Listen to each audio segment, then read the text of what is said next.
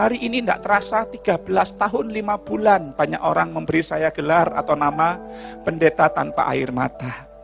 Kita sepertinya di batas akhir kekuatan kita.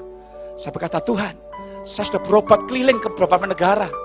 Tapi mereka semua angkat tangan dengan kondisi mata saya. Saya tidak punya air mata. Bapak Ibu enak punya masalah bisa curhat sama Bu Gembala, sama temen sambil nangis. Habis nangis kan hatinya lega toh. Saya tidak bisa nangis Bapak Ibu. Sampai hari ini kalau saya paksa nangis, kelopak mata saya kiri kanan atas dan bawah seperti diperes, tidak keluar airnya, nyeri. Daripada saya rasa nyeri, lebih baik saya nggak usah nangis Bapak Ibu. Itu secara ilmu kejiwaan, tingkat depresi saya jauh lebih tinggi dari Bapak Ibu. Tingkat stres saya, tingkat emosi saya harusnya lebih tinggi dari orang-orang yang bisa menangis. Tapi puji Tuhan kalau ada orang yang bisa membuat saya kuat menghadapi semua ini, menghadapi semua pergumulan hidup saya. Itu tangan Tuhan yang menopang hidup saya.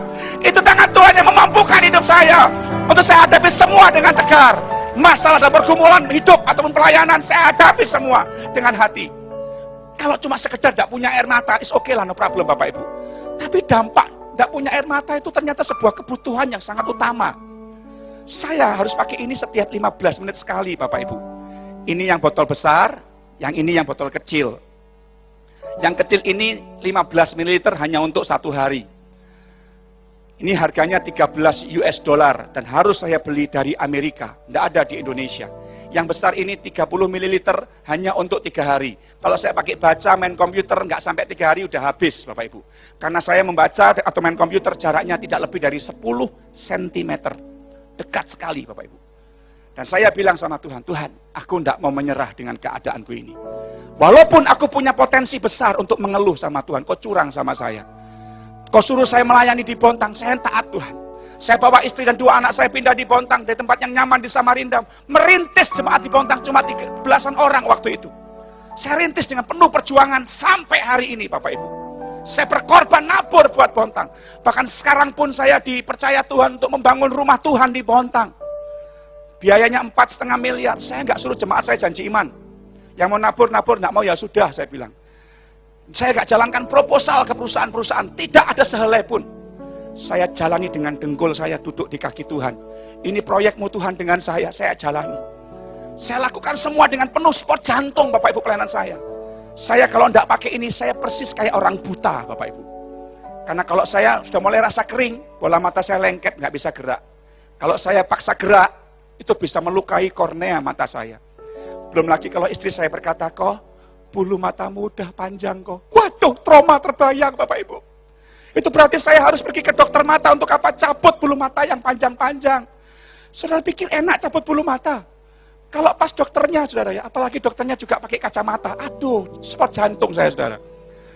Pinsetnya itu, kalau kena 1 helai dicabut, is okay lah Bapak Ibu. Masih bisa tahan sakitnya. Tapi kadang-kadang pinsetnya kena 2 helai dicabut bareng. Itu sakitnya sampai ke ubun-ubun Bapak Ibu. Tidak percaya sini saya coba. Sakit loh saudara, sungguhan. Sakit bener. Dan waktu dengar bulu mata udah mulai panjang, aduh Tuhan, saya udah mulai terbayang traumanya. Kalau nggak dicabut bisa nusuk kornea. Kornea saya bisa mengalami luka.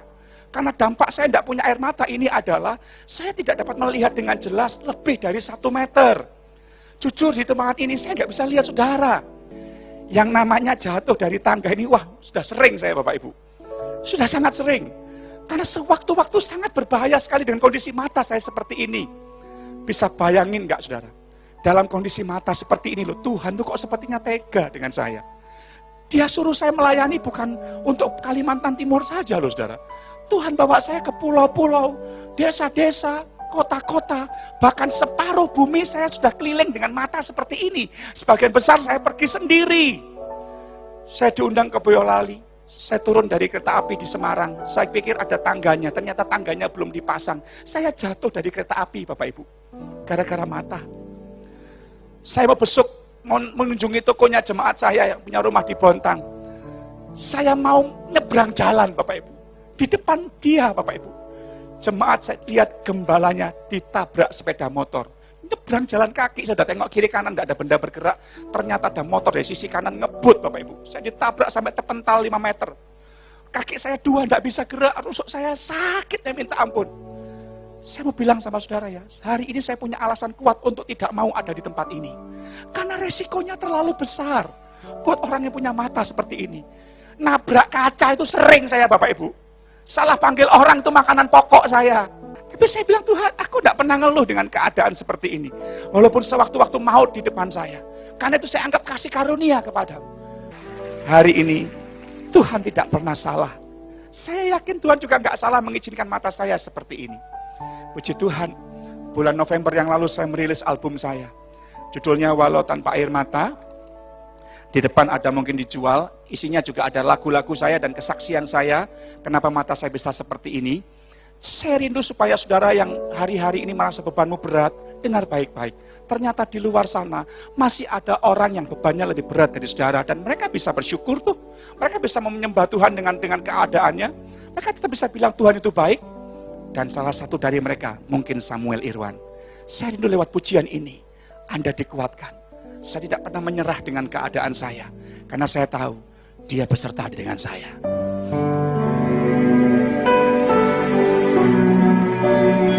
Pujian ini terinspirasi dari seorang anak Tuhan yang diberkati mendengarkan kesaksian saya.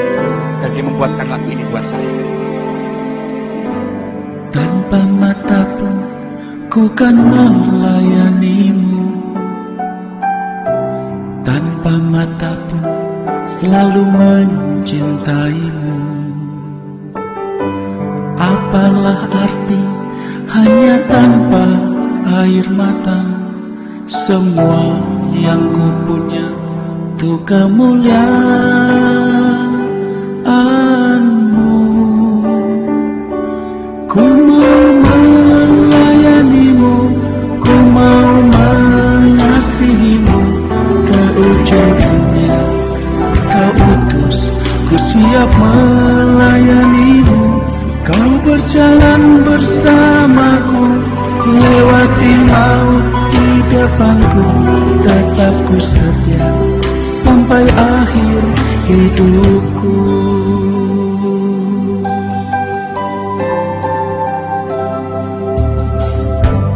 Tanpa mengeluh ku jalani hidupku,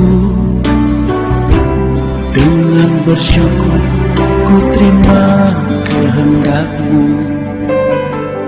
Sebab Kau tak kerja di segala perkara untuk mendatangkan kebaikan bagiku. Ku mau melayanimu, ku mau mengasihimu ke ujung dunia. Kau utus, ku siap melayanimu. Kau berjalan bersamaku, lewati maut di depanku. Tetap ku setia sampai akhir hidupku. Ku mau melayanimu, ku mau mengasihimu ke ujung dunia. Kau utus, ku siap melayanimu. Kau berjalan bersamaku, lewati maut di depanku. Tetap ku setia sampai akhir hidupku.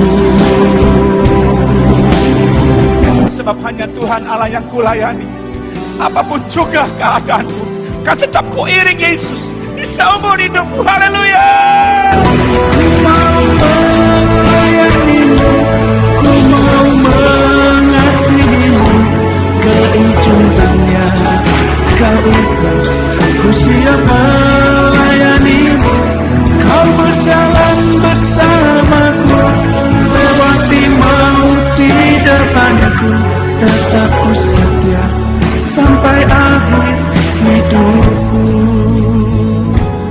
Tetap ku setia sampai akhir hidupku. Tetap ku setia sampai akhir